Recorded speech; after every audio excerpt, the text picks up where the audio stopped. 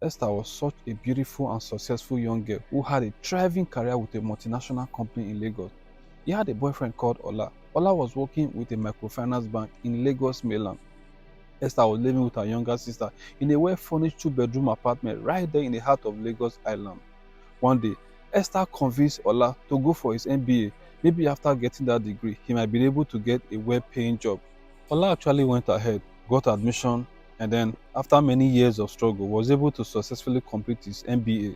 And after a while, Ola, with the help of Esther's connection, was able to secure a job with a bigger company in Lagos Island, which means he needed to relocate to the Lagos Island. But the problem here is that Ola didn't have enough money to rent a house in Lagos Island because that was an expensive area. Guys, I'm not even kidding. To even travel from mainland to island every day to go to work was a big challenge he was not even ready to undertake either. So one day, Esther convinced Ola and told him, you know what, you can actually move in with us and live with us. Maybe you can stay here for like 3 months or 4 months, and then you can gather enough money to go rent your own house. So Esther had to talk to her younger sister who was living with her. And her younger sister agreed. And then Ola moved in with them. Things were going very smoothly. Esther's younger sister treated Ola like she would treat her own brother. So they were living together and everything was going good. Until after a few months, Esther got promoted in her place of work. Esther was earning 3 times what she used to earn in her previous role. This didn't sit well with Ola. Ola became very envious and jealous of Esther. You could tell by his behavior and attitude, which totally changed towards Esther. Even her younger sister noticed this. They continued to have disagreement over disagreement over disagreement. So one day, he came back from work. All of a sudden, from the blue, he tells Esther, I need to go to the village. My family sent for me. There's a family emergency. Maybe they want to talk about my family's properties, my father's property in the village. I would love to go and spend 3 weeks there. As a matter of fact, I've even put in leave of absence in my place of work, so they are aware that I'll be away for 3 weeks. Ola requested some money from Esther, promising to pay back when he returned.